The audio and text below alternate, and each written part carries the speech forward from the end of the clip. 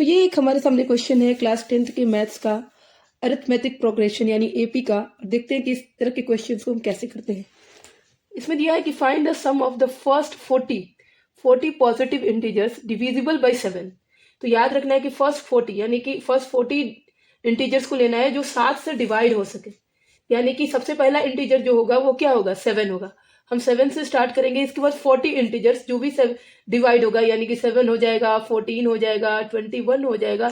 इस तरह से पॉजिटिव इंटीजर्स को हमें लेना है। कितना लेना है, 40 लेना है। ठीक है, तो यहाँ से हमें गया, तो यहाँ से हमें इंफॉर्मेशन पता चलता है कि इनमें कितने का डिफरेंस है, 7 का। यानी कि सबसे पहले तो हमें ए मिल गया फर्स्ट टर्म, तो दैट इज व्हाट 7। और उसके बाद हमें डी भी मिल गया। डी भी कितना हो जाएगा, तो डी भी हमारा 7 ही होगा। क्यों, क्योंकि 7 का डिफरेंस है।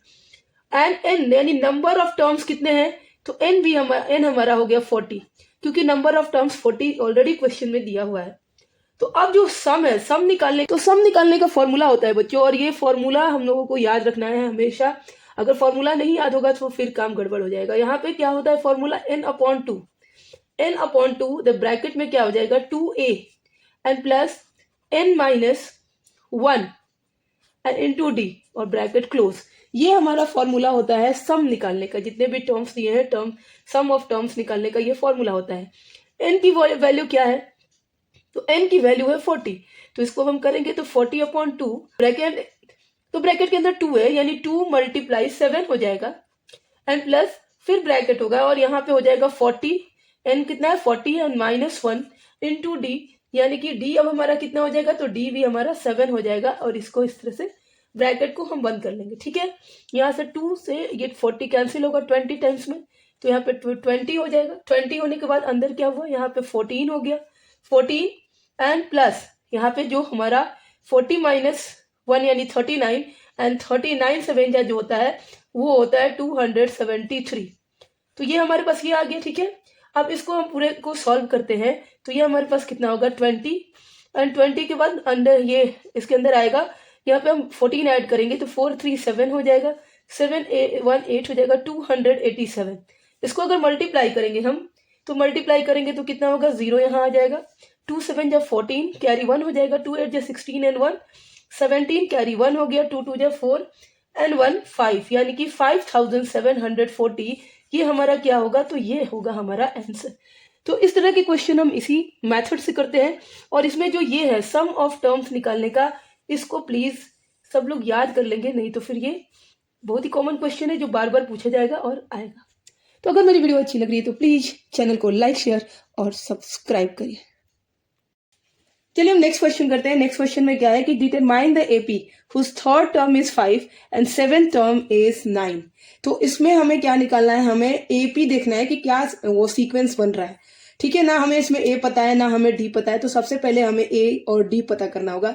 हमें इसमें सिर्फ पता है कि जो हमारा थर्ड टर्म है वो 5 है और 7th टर्म 9 है, तो उसको हम लिख लेते हैं। यानी कि A3 कितना है, यहाँ पे 5 है, और A7 कितना है, तो A7 हमारा है 9। अब हमें पता है कि नंबर लाइक जो टर्म निकालने, जैसे ए निकालना है, चाहे जो भी नंबर ऑफ टर्म निकालने हैं, अगर हमें कोई टर्म निकालना है तो क्या फॉर्मूला होगा। जैसे अगर हम बोले कि A3, तो A3 इज इक्वल टू हम लिख सकते हैं A + 2D। ठीक है, A + 2D, तो A + 2D, A3 हमारा कितना है 5 है, तो हम इसको कर सकते हैं इज इक्वल टू 5, यानी यहाँ पे अलग से लिख देते हैं A + 2D is equal to 5। ठीक है, उसी तरह से इसको हम इक्वेशन 1 कर लेते हैं। दूसरा A7, तो A7 इज इक्वल टू हम कर सकते हैं A + 6D, और ये कितना है, तो ये है 9 के बराबर, यानी A + 6D is equal to 9। ये इक्वेशन 2 हो गया। अब इक्वेशन 2 को इक्वेशन 1 से हम क्या करेंगे, सब्ट्रैक्ट कर देंगे।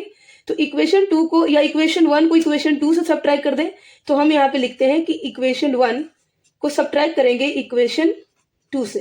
तो इक्वेशन 2 कितना है हमारा, A + 6D is equal to 9 है, और इक्वेशन 1 कितना है, A + 2D is equal to 5 है। ठीक है, अब यहाँ पे हम इसको सब्ट्रैक्ट करेंगे, साइन चेंज हो जाएगा, ये माइनस हो जाएगा, ये भी माइनस हो जाएगा और ये भी माइनस हो जाएगा, तो यहाँ पे A कैंसिल हो जाएगा, यानी 4D इज इक्वल टू कितना हो जाएगा, 4 हो जाएगा। यानी D की वैल्यू हमारी कितनी आ जाएगी, 1 आ जाएगी। D की वैल्यू 1 आ गई। अब D की वैल्यू जब 1 आ गई है तो हम अब A निकाल सकते हैं। और ए कैसे निकालेंगे, ए निकालने के लिए हमें डी की वैल्यू जो है वो इक्वेशन 1 में रखना है। तो इक्वेशन 1 हमारा क्या है, A + 2D, is equal to 1, ठीक है। तो a प्लस 2d यानी 2 इंटू 1 करेंगे और इज इक्वल टू 5, यानी कि a plus 2 is equal to 5। तो a की वैल्यू कितनी आ गई, a की वैल्यू आ गई 5 माइनस 2 इज इक्वल टू 3। तो ये a की वैल्यू आ गई हमारी 3। अब हमें जब a की वैल्यू पता है और डिफरेंस भी पता है कि 1 है, तो हमारा AP निकल जाएगा। क्या हो जाएगा, फर्स्ट टर्म हमारा 3 हो जाएगा, a हमारा 3 हो गया, 3 के बाद 4 होगा, 4 के बाद 5, 6, 7, 8, 9, 10, ठीक है। और ये चलता रहेगा, पर हमें 9 तक ही चाहिए। तो अब देखते हैं इसका जो बोला गया है कि थर्ड टर्म 5 है, यानी फर्स्ट सेकेंड थर्ड, तो थर्ड टर्म ये 5 हो गया एंड सेवेंथ टर्म 9 है, तो थर्ड हो गया 4, 5, 6 एंड 7, 7 टर्म हमारा 9 हो गया। तो ये क्वेश्चन हमने सॉल्व कर लिया और इस तरह से हम क्वेश्चंस को करेंगे।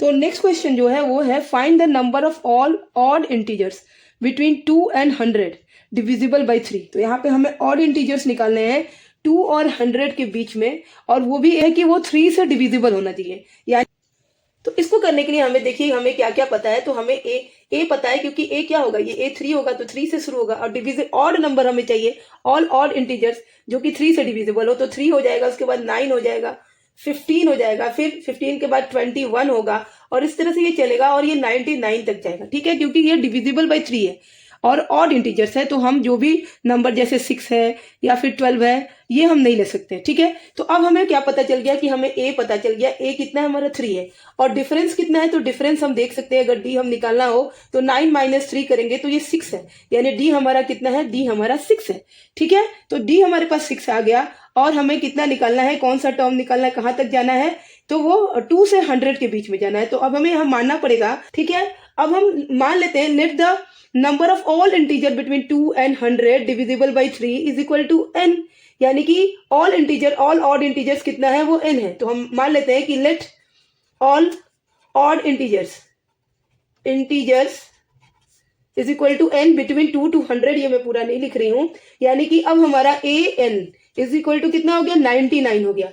तो अगर हम इसको करेंगे तो an इज इक्वल टू 99 यानी 90, ये हम कर देंगे, यहाँ पे 99 रख देंगे। तो 99 इज इक्वल टू कितना हो गया, a plus n minus 1 into D, ठीक है। यानी 99 इज इक्वल टू कितना हो गया, हम अगर यहाँ पे करें तो 3, क्योंकि n हमें नहीं पता है, तो 3 plus n minus 1 n into कितना हो गया, ये हो जाएगा हमारा 6, ठीक है। तो अब यहाँ से हम अगर इसको सॉल्व कर रहे हैं तो हमारा ये n माइनस 1 को इधर ले आते हैं, तो n minus 1 is equal to कितना हो जाएगा, तो n minus 1 is equal to हो जाएगा, ये 3 जो है इधर आकर 96 हो जाएगा, ये 96/6 हो जाएगा, 96/6 हो जाएगा। तो यह n minus 1 is equal to हो जाएगा 16। तो n की वैल्यू कितनी हो गई, 16 प्लस 1, यानी n की वैल्यू हो गई 17। ये हमारा आ गया आंसर, ये हमारा हो जाएगा आंसर कि क्या हो जाएगा कि number of all odd integer from 2 to 100, 2 से लेके 100 के बीच में जितने भी ऑड इंटीजर्स हैं और जो कि 3 से डिविजिबल है, उनकी कितनी संख्या हो जाएगी, तो वो हो जाएगी 17। तो इस तरह से हम इस क्वेश्चन को करेंगे। अगर आपको मेरी वीडियो अच्छी लगी तो प्लीज चैनल को लाइक, शेयर और सब्सक्राइब करिए। Thank you.